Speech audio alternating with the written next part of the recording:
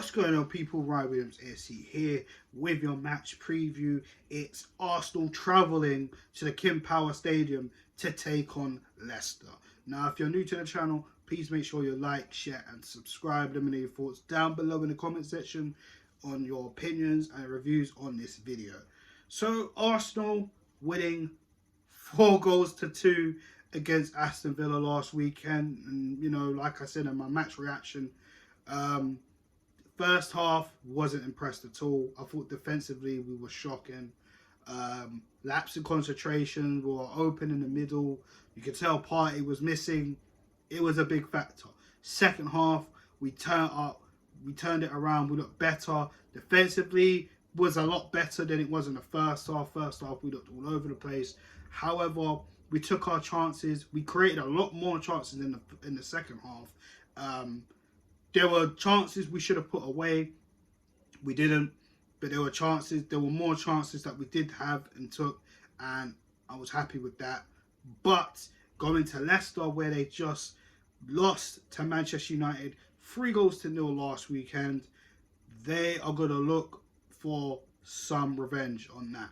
So, or some points to make up on, shall I say. And yes, revenge also, because we did beat them at home earlier on this season. So, with that being said, how do we set up? Because again, Thomas Partey, there's news that he was in training today. Do we start him? Do we drop Jorginho? Do we even drop Xhaka also? Because I felt like last week in this game against Aston Villa, I felt Xhaka looked a little bit tired. He started to get a little bit sloppy with his passing as well. That's something to think about also. But to me, I feel like Partey comes straight back in. No disrespect to Jorginho, but I feel like that physical presence in the midfield against Leicester is a big factor. I mean, Jorginho can come on later on if need be. Hopefully, Thomas Partey is fit enough to start against Leicester. But this is the thing. Leicester will probably try and imitate Unai Emery with trying to put 2 8s, if anything, or just try and press Jorginho in that midfield.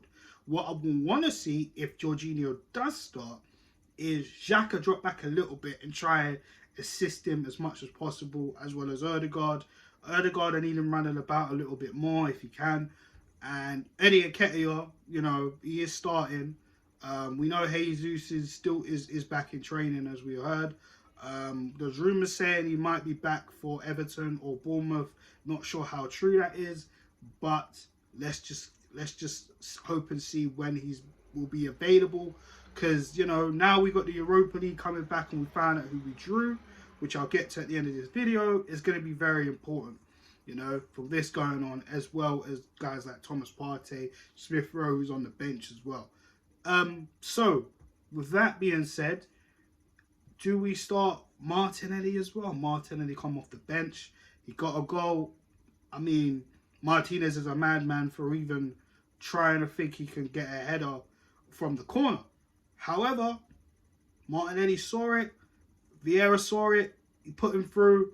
Martinelli ran the whole length of the pitch, arms out before he even tapped it in. It was as simple as that. Does Martinelli start? Let's just get into my team selection without wasting your time, people. And you let me know down below your starting lineup. So for me, back line, I'll keep it the same. There's nothing more to be said about that. In the midfield, I'll probably bring Partey in.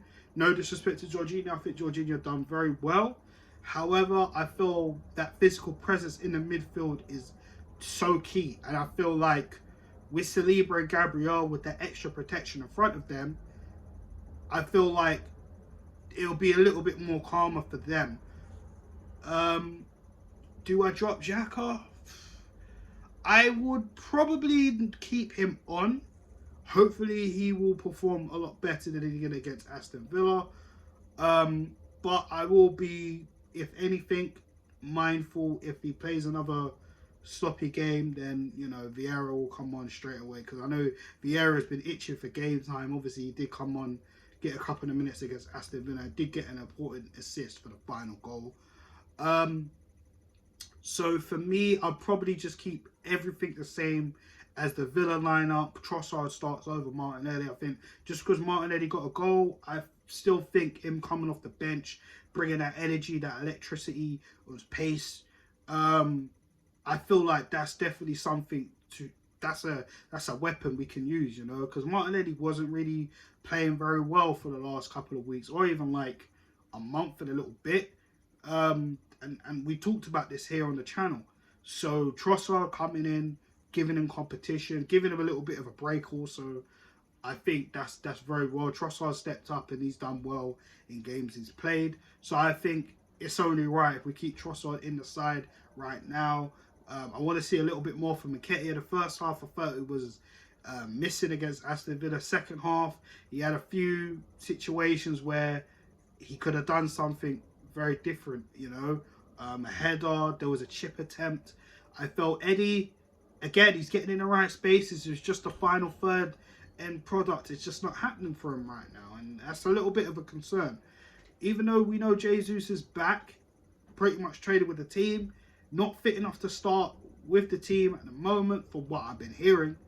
But Eddie Nketiah, if you want to make it difficult for Jesus getting back into this team, then he knows what he's got to do. It's as simple as that. No resting on your laurels. It's as simple as that. We need you to score goals. That's as simple as that. I'm not getting at him because, if anything, I've been behind Eddie this season. You know, a lot of people have their thoughts and saying he's not good enough to start, which I do agree with. I feel Eddie is definitely a backup player. But if he wants to progress his career, he's had this time, enough time to really make it difficult for Jesus to get back into his team. And he needs to keep doing that. It's as simple as that for him, for his career, and it helps the team as well. You know, as much as we talk about how much Jesus is influential in this team, the way he presses, the way he gets Saka and Martinelli involved. And that is something Nketiah can't do, but Nketiah can finish. And that's something Nketiah needs to really work on as well as he's in this team at the moment. Saka, keep doing your thing, brother. Doing great things. And I want to see a little bit more from Ødegaard as well. Yeah, I mean, this is going to be a tough game, guys. For me, I'm going to go 2-1 Arsenal. I feel it's going to be tight. It's going to be cagey. I think Leicester are going to be up for it as well. If anything, like I said, if we start Jorginho, I think they'll probably try and overload the midfield like Unai Emery did, because you saw the way Aston Villa were kind of taking us apart a little bit in the first half last weekend, you know. But I'm sure Arteta has looked back at that and has tried to think about things a little bit more, as well as watching Leicester against their and the way they played against Manchester United last weekend. So I'm going for 2-1. I think it might be tight, it might be cagey, but I feel we can get the 3 points here. But just before we wrap up this video, of course, we did draw Sporting Lisbon in the next round of the Europa League. There are some difficult teams that we could have got. However, Sporting, not easy, but not difficult. I feel this game could go either way, but I have a lot of faith in us. And to be honest with you, it's all about momentum. So let me pause on that and see how we do by the time we get to that game. And then we have a little bit more information on Sporting by then and how their development from now, from the draw that was announced today up till then. So that's just my thoughts. Let me know your thoughts down below. Sporting Lisbon, how do you feel about it? How do you feel about the Leicester game? And yeah, hell, if you want to let me know who you think's going to score, let me know down below. But that is it, guys, for this evening. I'll be back for the match reaction tomorrow. Please like, share, and subscribe to the channel.